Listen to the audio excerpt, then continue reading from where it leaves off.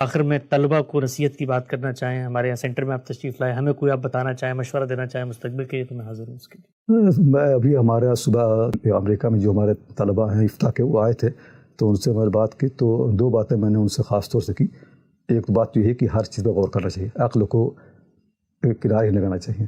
وہ کلیلہ دمنہ کی کہانی ہے نا، کوئی بندر جو ہے اندر گیا اس کے ساتھ کچھوے کے ساتھ، تو اس نے کہا کہ میں نے اپنی عقل درخت پہ چھوڑ دی ہے، تو عقل کو درخت نہیں چھوڑنا چاہیے، عقل ہمیشہ ساتھ ہونی چاہیے ہر چیز میں۔ تو غور کرنے کی عادت کبھی ختم نہیں کرنی چاہیے، یہ تو پہلی بات۔ دوسری بات یہ ہے کہ جب بھی ہم اپنی سمجھ کو پیش کریں اور کسی بھی چیز کو، یہ ذہن میں رکھیں کہ یہ اس امت کا متحد ہونا، یہ سب سے بڑا فریضہ ہے۔ سب سے بڑا فریضہ یہ کہ امت متحد ہو۔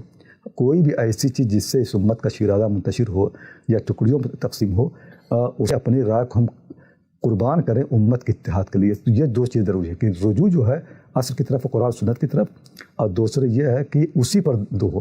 ہماری جو رائے ہوں، ظاہر ہے کوئی رائے اللہ تعالیٰ نے دی ہے اس کا احترام کریں، لیکن اس کا اندازہ لگاتا رہے کہ ہماری وجہ سے امت میں کوئی اشتراک نہ پیدا ہو، لیکن امت کی جو اجتماعیت ہے یہ بہت بڑی نعمت ہے، اور جب اشتراک ہوگا تو پھر اس سے اور بہت سے فتنے پیدا ہوں گے، اور جیسے میں نے بتایا کہ جتنی اشتراک بڑھے گا اتنے ہی دین سے انقسام میں کمی آئے گی۔ بالکل